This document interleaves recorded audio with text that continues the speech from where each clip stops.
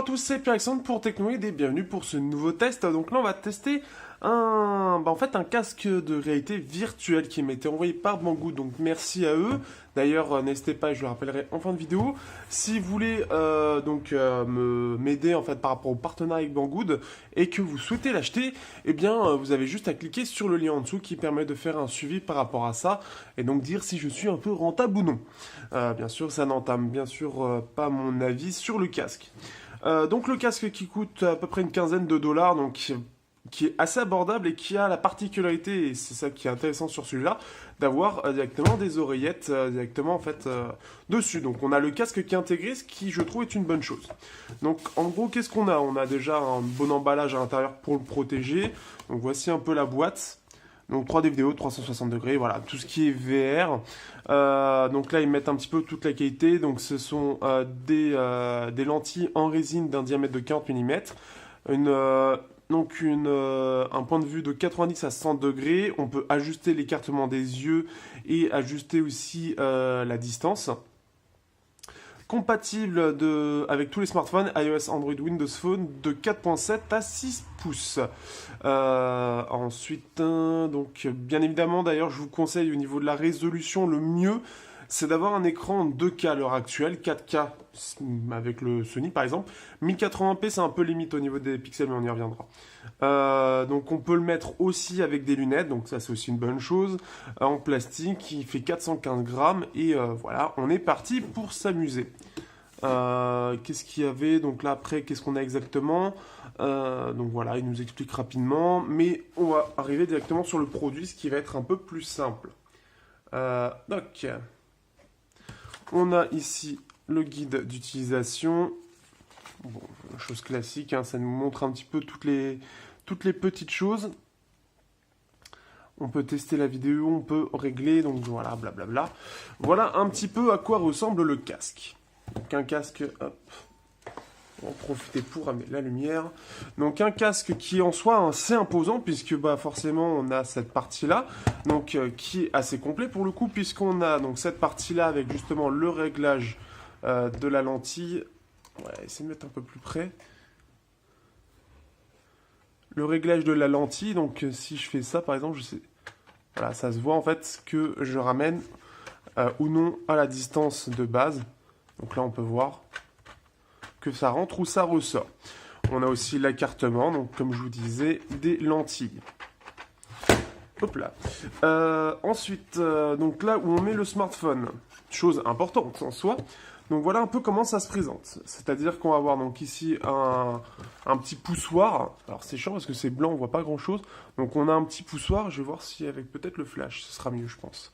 Un poussoir donc, qui va reposer sur laquelle qui va pousser le smartphone pour qu'il soit bien tenu. On a bien évidemment les deux parties avec des bandes antidérapantes. Et le petit truc qui tue, je le ressors, c'est la jack ici, donc qui en plus de soi peut être assez étendue, ce qui fait que si jamais par exemple moi pour les besoins, j'ai le Asus Zenfone AR, donc le dernier, qui lui en fait pour faire fonctionner la partie des Dream, en fait la prise casque elle est là, donc ce qui fait qu'on peut le passer derrière en fait pour qu'il se retrouve ici. Donc là-dessus, ça c'est aussi la bonne chose, c'est qu'il peut être étendu, ils n'ont pas été cons, et après on peut le ranger tout simplement ici dans son emplacement. Hop. Donc ça c'est la chose assez sympa. D'ailleurs on va le montrer rapidement. Hop. Donc si par exemple, voilà, je pose le smartphone, on a un petit d'ailleurs de quoi le tenir ici. Donc je le pose. On va le mettre dans le bon côté histoire de montrer comment il est. Donc il y a les bandes antidérapantes. Bon, j'aurais pu le sortir avant. Là, forcément j'ai un peu plus de mal. Je le mets, hop, voilà.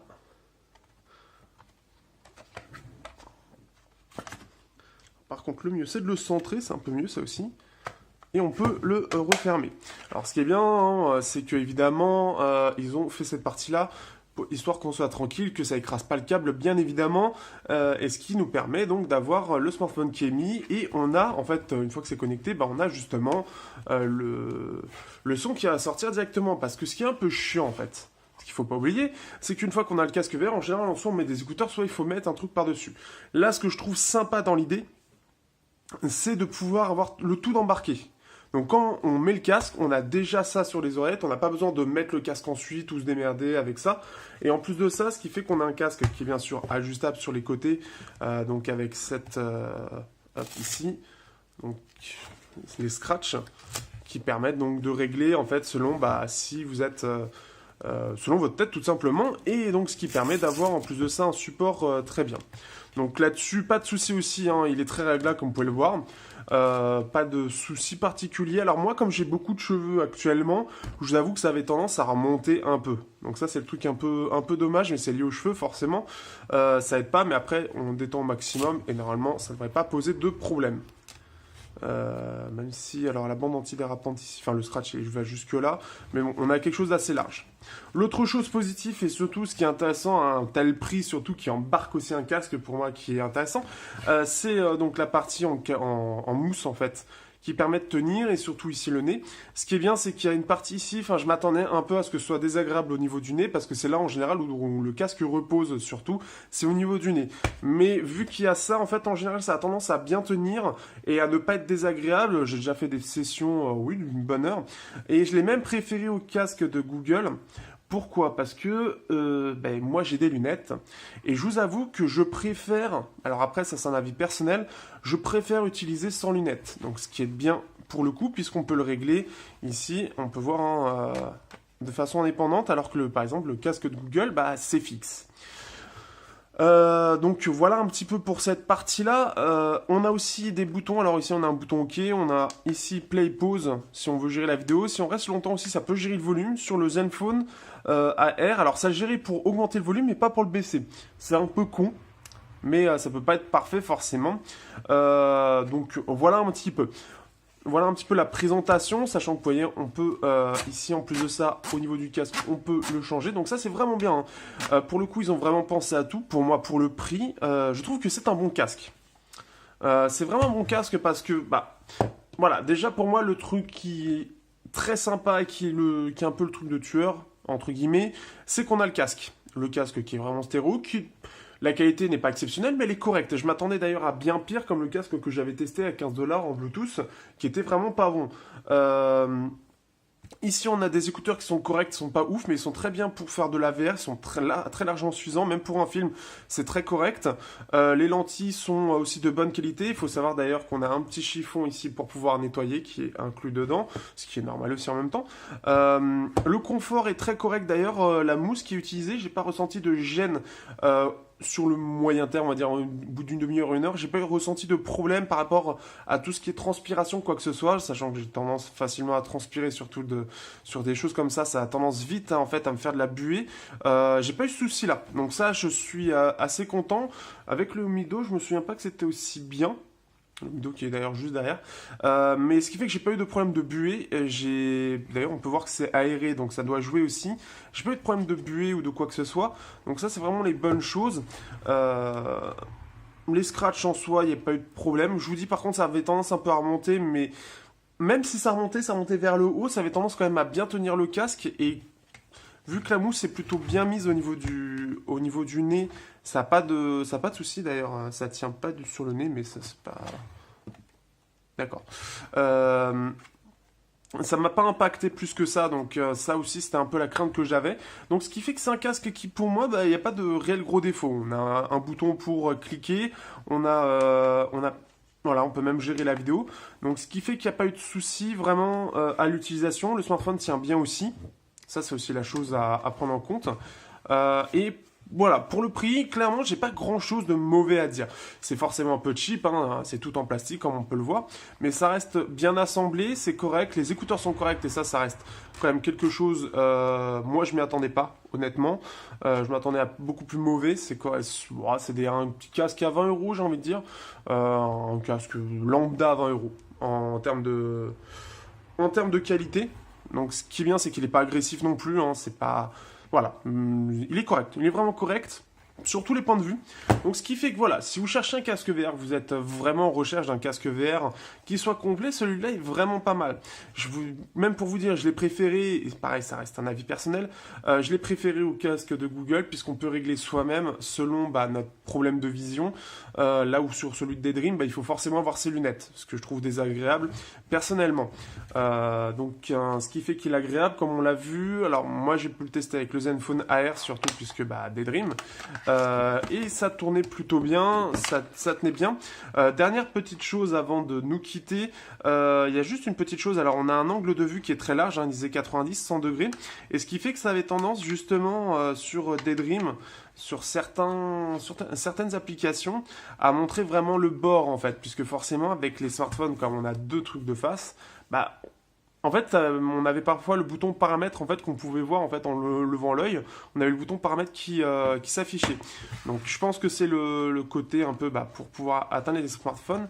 Mais en fait, il a un angle de vue qui est plus large que celui de Daydream de Google, de celui dédié à Daydream.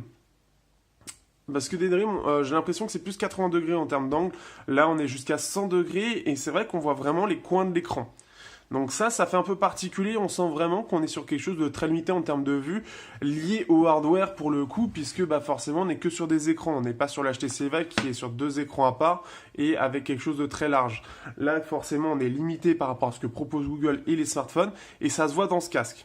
C'est la seule chose, mais c'est pas le problème du casque en lui-même, et c'est même agréable puisqu'on sent vraiment qu'on a un angle large en fait de vision, mais on voit que l'image en elle-même est un peu plus petite que ce qu'on peut voir en réalité. Donc ceux qui ont au final un smartphone en 6 pouces, ce sera peut-être même mieux puisque vous allez pouvoir utiliser au maximum cet angle à 100 degrés. Je me demande même si là on est sur du 5.7. Je me demande même si justement 6 pouces, 6 pouces, ce serait 6 pouces maximum, peut-être 6.2. À la limite, un 6.2 bien optimisé devrait entrer dedans, ce qui fait qu'on pourra utiliser normalement, là, vous pourrez utiliser l'écran au maximum. On peut voir pour l'ouverture, c'est très simple, il y a juste besoin d'ouvrir comme ça. Donc c'est facile pour ouvrir, si jamais on a besoin justement de l'ouvrir pour le smartphone, c'est d'ailleurs assez facile, donc c'est pas trop prise de tête. Donc voilà, clairement un casque VR, ça fait longtemps que je n'avais pas testé, et j'ai pas vraiment de défaut, surtout pour le prix. Je m'attendais à un truc vraiment moins bien, vraiment presque mauvais d'ailleurs par rapport au casque en lui-même. Mais l'ensemble est très cohérent en termes de qualité.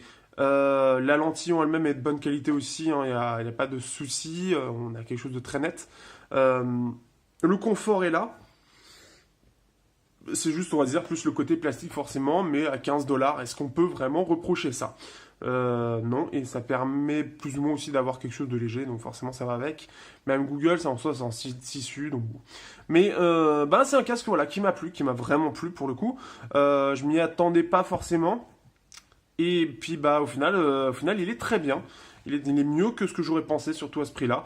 Donc voilà, si tel est le cas, si vous cherchez un casque VR, que vous pensez l'utiliser souvent, pour moi c'est la meilleure solution, surtout avec ce côté casque intégré, qui pour moi est le truc qui le différencie des autres casques VR, qui en soi n'auront pas grand-chose à différencier. Il a tout, il a le bouton, il a même le réglage pour le volume ou l'avance rapide, et il a ça. La sangle est intégrée aussi, voilà quoi, il n'y a pas de souci, en plus on peut la remplacer si on veut, donc voilà, clairement j'ai pas entre guillemets je peux pas mieux le vendre parce que moi j'ai été conquis. Sur ce je vous dis à bientôt pour un prochain test sur Technoïd.